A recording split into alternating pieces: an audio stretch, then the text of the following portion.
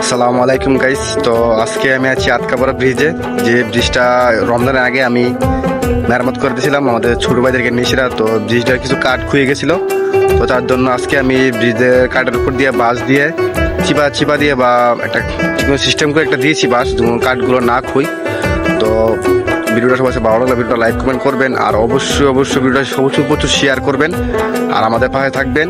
এবং আর ভালো ভিডিও পেতে হলে আমার পেজটাকে ফলো করে রাখবেন। তো সবাইকে আসসালামু আলাইকুম রহমতুল্লাহি ওয়া বারাকাতুহু।